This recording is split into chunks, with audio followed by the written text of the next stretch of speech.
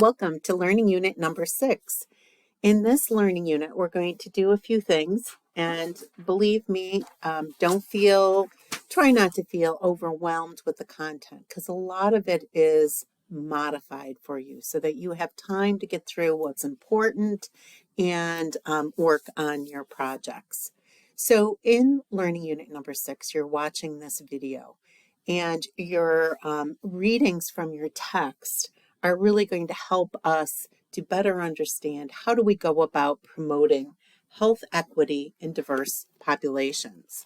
So you're going to see that you're reading chapter 12, which is entitled Health Promotion in Diverse Populations. But I'm stopping you at page 290. So you're reading pages 276 through the top of 290. So you stop when you get to healthcare professionals and cultural competence. So that's limiting how much of your readings you have to do. We're also going to look at how data-driven national objectives to improve health and well-being can really help you in guiding you in your health promotion program development. This is essential data, so it's something you're going to want to take a little time with. And then the other outcome for this is learning strategies to promote health literacy. And that's based on a very short video and then readings. So you're just doing these pages.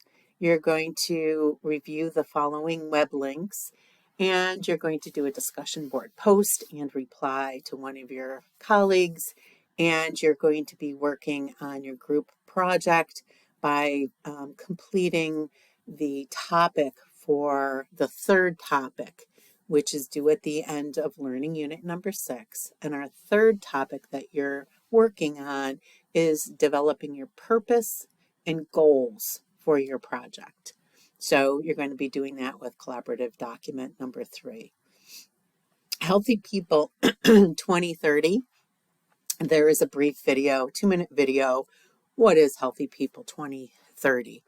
It is really essential that you know this information. You're going to use it in other courses, and it's important. And then you're going to be looking at 2 things. I have them as 2 separate links, but I am going to show you how to access both. So this takes you, the first one right here, it takes you right to Healthy People 2030. And what I want you to do is browse objectives by topic. Then you're going to either look at health conditions or health behaviors and select something that the topic that you and your group members are already working on. So let me kind of walk you through. So I'm clicking on to this link, Healthy People 2030. And it is an easy link to get to because it's really health.gov and then // healthy people. But anyways, you have the link right here. So this is building a healthier future for all. This is looking at how do we improve the health of all of our citizens in the U.S. So I said you're going to go to objectives and data. So go here and you're going to see browse objectives. The next one is leading health indicators, but let's not get there yet. So objectives and data, browse objectives. I click on that and it takes you to a slightly different section. Now remember I said you're going to go to either health conditions or health behaviors. So oftentimes when you're working on a health promotion program, you may not be going to health conditions, but I know a lot of you are working on either vaping, e-cigarette use, or mental health. So let's go here for a minute. And remember, this is the conditions. So typically when we talk about conditions, that means someone has already been diagnosed with mental disorder. For instance, somebody has been diagnosed with addictions, arthritis, blood disorders. So those are the conditions. Typically for health promotion, we're looking on preventing these, not before someone is diagnosed with them.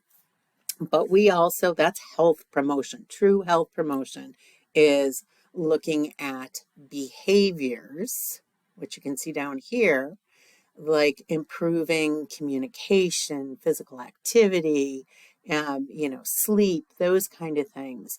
Behaviors not to begin tobacco use. So things like that before there is a problem. But we're going to start with mental health conditions for mental health. So if you pull this up, and most of you probably would have stopped there, you're going to see that there are things for generally, we want to increase the number of people with defined substance use and mental health disorders who get treatment, important. We look at adolescents, again, who get treatment. And you can see some of these have a leading health indicator next to them. So really important items. Um, who have trauma, who get treatment, emotional disturbances. You can go back on. Okay, so now it's going to take you, that's adolescence. And it started with general adolescence. We're not talking about cancer. Children. So it's going to talk about children with already, diagnosed ADHD, autism spectrum disorder. So treatment for depression and behavioral problems. So nothing that's really jumping out as health promotion. So let's go back. So you've been to mental health conditions. And, if you're talking about cigarettes, maybe addiction would have something. But really a good place to be is health behaviors. Let's look at even health communication. So health communication has a couple of things. Increase the proportion of adults who talk to friends or family about their health. That's getting worse. Notice that. Adolescents increase the proportion of adolescents who speak with a provider at a preventive medical visit. So how could we encourage that? So uh, you can see that there's a lot of different things here, but perhaps there is something here for you and your group to work on. So now I'm going back and I'm going to look at physical activity. If you're doing mental health promotion includes, in many ways, physical health. The literature does support that those that are physically healthy typically have improved mental health. So there's that correlation. So even if you're talking mental health, sometimes a good thing is physical activity too. So you're going to see these are some general ones. Adolescence, I think a lot of you may be talking about adolescence, and you can see which ones are getting worse. Child and adolescent development, and 2 to 5 year olds who get no more than an hour of screen time. So that would be an adult educational program. Playing sports, who walk or bike.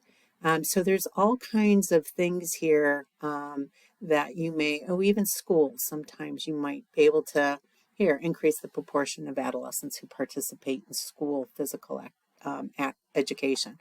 So you can see you have to take it and go through some of these things. The e-cigarette it says tobacco use, but if you go to the e-cigarette or general, we're talking about smoking, but then you're also going to see that, yes, it's smokeless tobacco products and e-cigarette, e-cigarette use in adolescents. So those are the kind of exposure to tobacco marketing. I think that was one of the groups was talking about that. Reduce current use, flavored products in adolescents. So you're going to see some things, maybe not 100%. It's going to give you a little bit different ideas, but that's what I want you to do. So then we're coming back to the same source, leading health indicators. And it's just going through some of the leading health indicators by life stage.